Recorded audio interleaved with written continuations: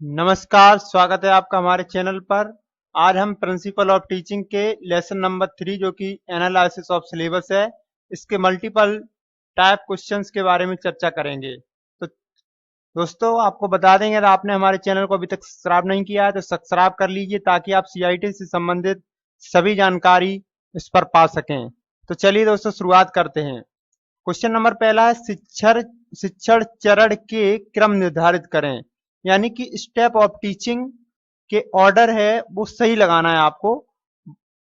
1 दिया है application, number 2 दिया है प्रेजेंटेशन, और नंबर 3 दिया है टेस्ट एंड एवोल्यूशन, और नंबर 4 दिया है प्रिपरेशन। आपको इनका क्रम निर्धारित करना है। तो आपको ये ऑप्शन दिए हैं, इसमें आपका ऑप्शन नंबर होगा डी, इसका आंसर होगा आपका डी। क्योंकि सबसे पहले आएगा आपका, सबसे पहले आप प्रिपरेशन करेंगे और उसके बाद आप प्रेजेंटेशन करेंगे, फिर आप एप्लीकेशन करेंगे और उसके बाद आप टेस्ट एंड एवोल्यूशन करेंगे। बढ़ते हैं अगले क्वेश्चन की तरफ। Method of analysis syllabus. Syllabus का एनालिसिस करना है, उसका सही क्रम चुनना है आपको। क्योंकि जो यूनिट, ब्लॉक और लेसन, यानी कि पहले आपको सही क्रम चुनना है। तो देखिए पहले दिया है 1 2 3, यानी यूनिट, ब्लॉक, लेसन, जो कि गलत है। लेकिन इसका सही होगा साथियों ऑप्शन नंबर सी। क्योंकि सबसे पहले आपका लेसन आएगा, फिर आपका ब्लॉक आएगा, उसके बाद यूनिट आएगा। बढ़ते हैं अगले क्वेश्चन की तरफ। Basic element of skill is time, accuracy, workmanship, all of these. तो आपके basic elements of skill is all of these.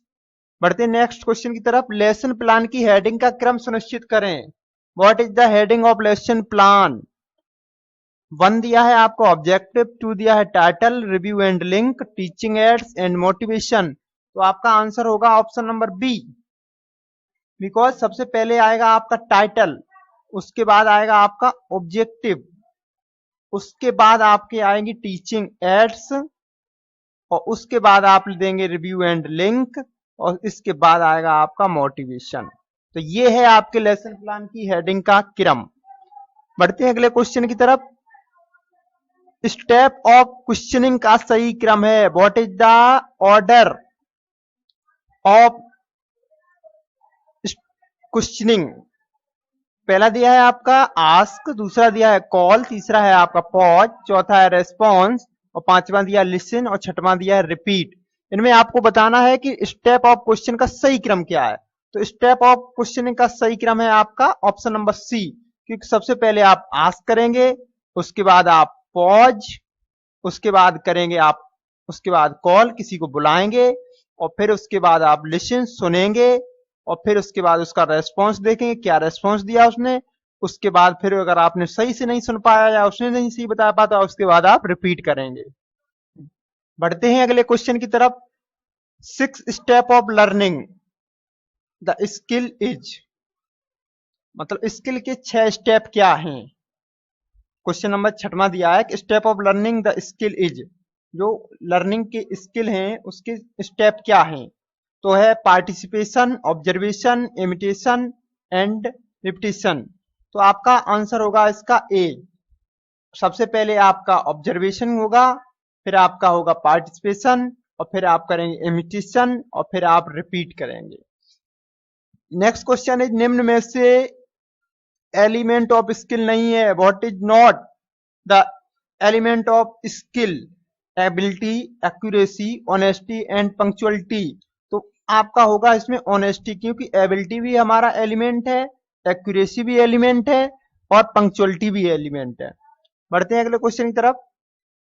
Sequence of remembering the demonstration plan is. Demonstration plan का सीक्वेंस क्या होगा? टेल, नंबर 2 दिया है let them do, number 3 दिया है show, number 4 दिया है गाइड एंड करेक्ट एंड एबुलेट। तो आपका सीक्वेंस होगा इसका प्रॉपर, तो आपका इसका आंसर होगा ऑप्शन नंबर डी। सबसे पहले आप टेल, फिर उसके बाद आएगा शो, उनको दिखाएं, फिर उसके बाद आएगा लेट देम डू, उनको करने दें, फिर उसके बाद आएगा आप करेक्ट करिए, फिर उसके बाद गाइड करिए, फिर उसके बाद एबुलेट करिए। बढ़ते हैं अगले क्वेश्चन की तरफ। निम्न में से एलिमेंट ऑफ कम्युनिकेशन नहीं है। What is not element of communication? Source, message, air and receiver. तो आपका एयर जो कि वायु है वो कम्युनिकेशन का एलिमेंट नहीं है। निम्न में से कौन सा ऑडियो एड्स नहीं है? आपको बताना है कि निम्न में से कौन सा ऑडियो एड्स नहीं है। तो चार्ट देखना, चार्ट आपका ऑडियो एड नहीं है, जबकि टेप रिकॉर्डर, रेडियो और record player these are the audio aids. Next question है, निम्न में से कौन सा ऑडियो विजुअल एड है, यानी कि देखने के साथ ऑडियो भी? तो CCTV, animation clips and sound films, all of the. तो ये सारे ही ऑडियो के साथ विजुअल हैं। बढ़ते हैं अगले क्वेश्चन की तरफ। निम्न में से कौन सा ऑडियो विजुअल एड नहीं है? Multimedia, sound film projector, video tapes, side projector. ये आपका साइड प्रोजेक्टर जो है वो ऑडियो विजुअल नहीं है। निम्न में से कौन सा विजुअल एड्स है? Magnetic board, chalk board, overhead projector, ये सारे ही विजुअल एड्स हैं। क्वेश्चन नंबर नेक्स्ट है, निम्न में से कौन सा विजुअल एड्स नहीं है? तो आपका मल्टीमीडिया, ये आपका विजुअल नहीं है, जबकि कैमरा भी विजुअल है, ट्रांसपेरेंसी भी, फोटोग्राफ्स भी। नेक्स्ट क्वेश्चन, माइक्रो टीचिंग के अंदर कितने विद्यार्थियों को एक साथ पढ़ाया जा सकता है? तो 4 से 5 विद्यार्थियों को एक साथ पढ़ाया जा सकता है। क्वेश्चन नंबर 16 दिया, sequence of topic is. Topic का सीक्वेंस क्या होगा? तो आपका क्वेश्चन नंबर 16 का आंसर होगा ऑप्शन नंबर 1, जो कि knowing, doing and being.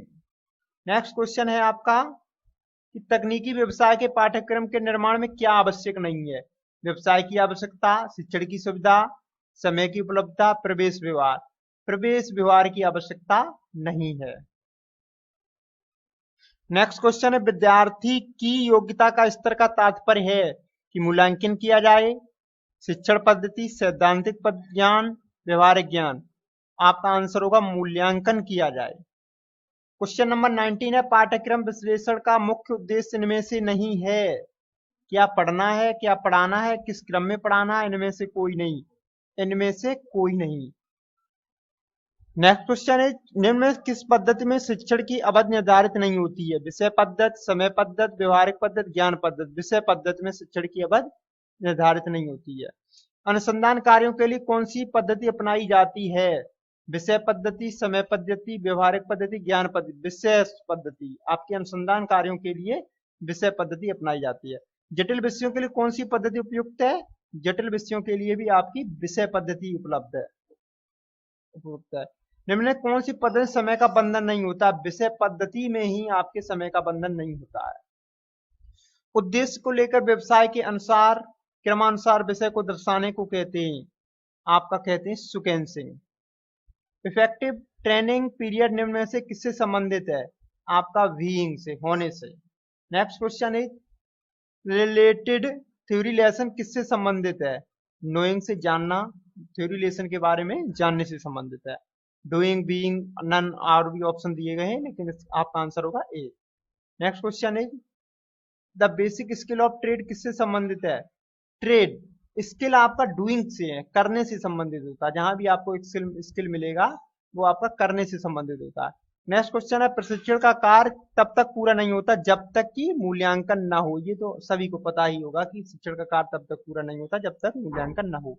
Next question है, प्रशिक्षण चक्र में मुख्य घटक निर्णय में कौन सा नहीं है? निम्न में से कौन सा निर्णय? यहाँ गलत लिखा है, तो आपका ज्ञान या परिस्थिति ये आपके प्रशिक्षण चक्र के अंतर्गत नहीं है। नेक्स्ट क्वेश्चन है, मास्टर शेड्यूल निम्न में से किसे नहीं दर्शाता है? प्रशिक्षण का समय, विषय वस्तु का क्रम, समयावधि। इनमें से कोई नहीं। नेक्स्ट क्वेश्चन है, व्यवहार में परिवर्तन के लिए बिंदु नहीं है। वातावरण, शिक्षण पद्धति, व्यवहारिक ज्ञान, व्यवहार की आवश्यकता। तो ये नहीं है व्यवहार की आवश्यकता। नेक्स्ट क्वेश्चन, पाठ्यक्रम का सबसे छोटा अनुदेशिकी भाग क्या है? What is the smallest instructional part? That is the lesson. सबसे छोटा भाग होता है लेसन। थैंक यू दोस्तों, धन्यवाद। आगे भी आपको मिलेगी नेक्स्ट चैप्टर की वीडियो, तब तक के लिए नमस्कार।